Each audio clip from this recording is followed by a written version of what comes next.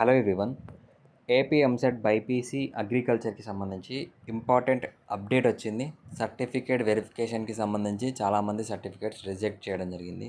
So ఎందుకు ఏంటి అనేది ఎవరెవరు రీఅప్లోడ్ చేయాల్సి ఉంటుంది, టైం ఏంటి అనేది ఎక్స్ప్లెయిన్ చేస్తాను. స్కిప్ చేయకుండా చివరి దాకా చూడండి. చాలా తక్కువ టైం ఉంది. వీలైనైతే మీ ఫ్రెండ్స్ గ్రూప్స్కి షేర్ చేయండి, వీడియోని లైక్ చేయండి. సో ఇక్కడ డీటెయిల్స్కి వెళ్తే మనకి ఫార్మర్ కోటా అలాగే క్యాస్ట్ ఈడబ్ల్యూఎస్ సర్టిఫికేట్స్ అనేది రీఅప్లోడ్ చేయమంటూ లిస్ట్ రిలీజ్ చేయడం జరిగింది. సో ఎందుకు అనేది కూడా రీజన్ ఏంటనేది కూడా ఆ లిస్ట్లో ఇవ్వడం జరిగింది. సో ఇందులో చెక్ చేసుకోండి, మీ నేమ్ ఉందా, అలాగే మీ హాల్ టికెట్ నెంబర్ ఉందా. ఇక్కడ చెక్ చేసుకుంటే అందులో మీకు ఏం ప్రాబ్లం వచ్చింది, ఏ ప్రాబ్లం వల్ల మీ సర్టిఫికేట్ అనేది రీఅప్లోడ్కి అడిగారు అనేది క్లియర్గా మెన్షన్ చేయడం జరిగింది. ఇక్కడ క్యాండిడేట్ నేమ్, క్యాండిడేట్ క్యాస్ట్, అలాగే క్యాస్ట్కి సంబంధించి రిమార్క్ ఏంటి, image not clear or not visible or not proper documents uploaded అని ఇక్కడ క్లియర్గా వాటికి సంబంధించి రీజన్ కూడా ఇవ్వడం జరిగింది. సో 13th లోపు లేదా 13th రోజున మీరు ఖచ్చితంగా సర్టిఫికేట్ రీఅప్లోడ్ చేయకపోతే మీకు సంబంధించి రిజర్వేషన్ అనేది లాస్ అవుతారు. ఇక్కడ సర్టిఫికేట్ అప్లోడ్ చేసేవాళ్ళు ఈడబ్ల్యూఎస్ అయితే ఈ ఇయర్ తీసుకున్న ఈడబ్ల్యూఎస్ సర్టిఫికేట్, అలాగే క్యాస్ట్ సర్టిఫికేట్ అయితే క్యాస్ట్కి సంబంధించి ఖచ్చితంగా మీరు బీసీ ఏనా, బిఆ, సిఆ, డిఆ అనేది అక్కడ మెన్షన్ చేసి ఉండాలి.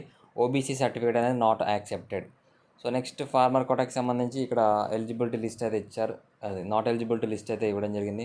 అందులో మీకు సంబంధించి ఫార్మర్ కోటాకి సంబంధించి ఏ సర్టిఫికేట్ పెండింగ్ ఉంది అనేది కూడా క్లియర్గా మెన్షన్ చేశారు.